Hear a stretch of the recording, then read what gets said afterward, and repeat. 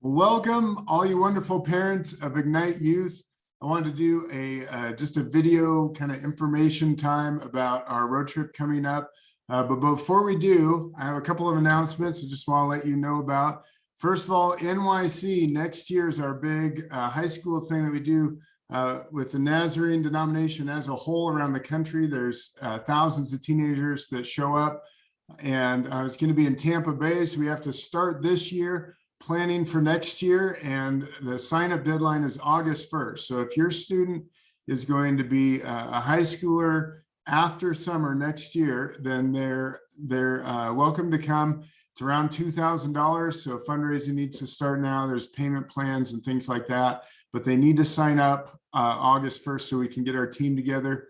At the road trip is August 10th through the 14th this year. And if your student can't be at that, or if you have a middle schooler, we're going to do a pool party at the Magana's house. And so I will have their address in the description of this video. So we will have youth that night. It'll just be a barbecue and pool party. Thank you to the Maganas for opening up your home for everybody. And as always, we have scholarships available for the road trip. So if you're wondering about sending your high schooler, please don't let money be an issue. Typically, we give away a half off scholarship if you need it, but there are circumstances where we will even give more than that. We just really want your student to be at these life-changing events. And so there's a lot of generous people at the church who have given to make that possible. So you just need to ask me about that or email me at pastorjosh@bennaz.org. So let's talk about the road trip. As I said, August 10th. The theme this year is going to be meeting God in the wilderness. And so on these road trips, the times that we connect with God are more like Bible study times or devotional times where I'll say a quick word for 5 or 10 minutes. We'll do a couple worship songs, but a big part of it is they spend time by themselves in the Word of God, looking over stories. And so we're going to look at stories of people who went into the wilderness to meet with God. And it's going to be incredible. So there's stories of people facing their fears, of overcoming doubt, finding purpose in life. And a lot of these things happened when God brought characters in the Bible out into the wilderness, including Jesus himself after his baptism. We're going to talk about that story too. So it's going to be just a great life-changing event where we try to set it up where God can just work and speak with people and meet people where they're at, and even develop some habits of seeking God through devotions and seeing what God can do through that. Our schedule is going to go as follows. So the 10th is a Wednesday. We meet at 10 a.m. Actually, we need to leave around 10 a.m. So if you could be here at 9:30, 9:45, that would be better. The sooner we can get ready to go and head out, the better, because we have a deadline Wednesday night that we're trying to meet. And so we will come to the church, we will load up all our stuff in the trailer and have one van or two, depending on what we need. I think we're going to need 2 vans this year.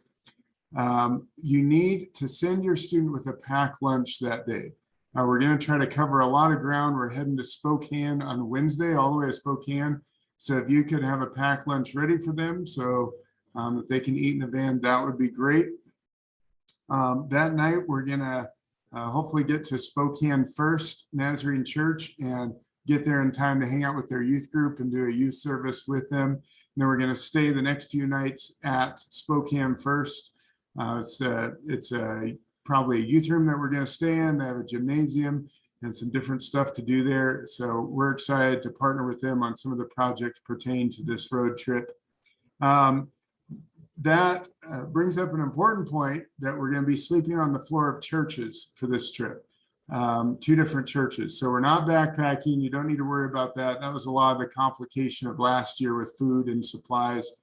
They don't need any of that, but they do need some sort of pad to sleep on for sleeping on church floor, sleeping bag, pillow, and obviously all the normal stuff you would bring, outfits and toiletries and things like that.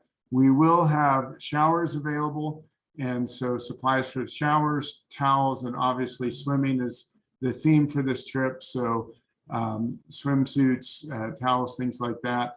The ladies need to have a one-piece, a tankini, or a just a tank top over a bikini would be great. Really appreciate that. And so that is day one. Day two is Thursday. We're going to do a service project with Spokane First. We're going to actually help them with their food bank and some of their grocery ministries to needy families, including a lot of immigrants from Ukraine. There's a lot of Ukrainian families in Spokane that this church helps out. So we're going to spend the first half of the day splitting up into different groups, all adult supervised, to serve the population in Spokane. It's going to be a great opportunity for us. And then in the evening, we're going to hit a swimming hole somewhere in the vicinity of Spokane and go swimming that second night. On Friday, that will be the day where we head to Silverwood. That's a theme park up outside Spokane. So we'll do our morning devotions, and then we'll go to the theme park, have lunch and dinner there, and then come back to the church and stay the night at Spokane First again. On Saturday, we're going to have a long travel day. We'll leave the church Saturday morning, and we're going to try to get all the way back to Madras. That's our next stop, and stay at a church called Friends Community Church. This is a church that Mario Mendoza is associated with. He's partnered with us in some fundraisers and other events here, and so they are going to host us Saturday night.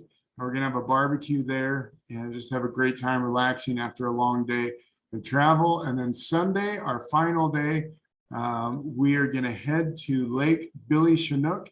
We've got a ski boat that's going to be waiting for us there to take groups out skiing and tubing. We are probably also going to have a fishing boat that I will help with and take smaller groups of students out if they want to go fishing or try trolling in the lake.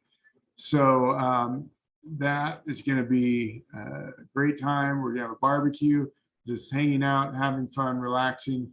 After that, we'll be back to the church Sunday evening. Now, if you've sent students on any of these trips before, you know that the time when we get back is always up in the air a little bit. So we'll have students call or text when we're a half hour, 45 minutes away, but it'll be sometime in the late afternoon, early evening on that Sunday. All of our drivers for the whole trip will be over 21. We check their driver's license and driving record, make sure that everybody is capable and is a good driver for safety concerns. And whenever we do swimming events, we'll have adults watching, paying attention to the students swimming so that we can intervene if there's anything going on. We just really want to be concerned with student safety to keep it a fun trip, a safe trip. If you would be so kind as to just be praying for this trip leading up to it. And first and foremost, we want God to be speaking to our hearts, speaking to the youth. So just be praying for that. Pray for your kids or your grandkids that might be going on this trip, that God would meet them in a special way, that the Bible comes alive to them as they do their studies and they dig in to the material that Rachel and I are working on to plan for them. Pray for safety. Obviously, we want this to be a safe trip. We don't want anything to distract us from what God's doing as a team, doing in people's lives. And then finally, just pray that we would have a blast, that people would make memories that would last a lifetime, that friendships would grow stronger together. And this would just be one of those trips that people talk about for the rest of their lives, of how God worked, how he met them, and how their faith was strengthened. So we love your families. We're so happy that you trust us to send your teens on things like this. We don't take that lightly. And we want to make sure that these events are markers in your kids' lives that point them to Jesus, that they can look back on as big moments. And so that's our plan. That's our prayer. If you have any questions, as always, again, my email address is pastorjosh@bennaz.org.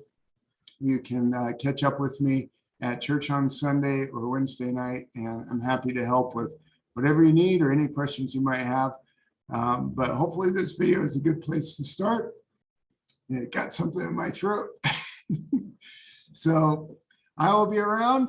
Thank you again for watching, and we will see you soon.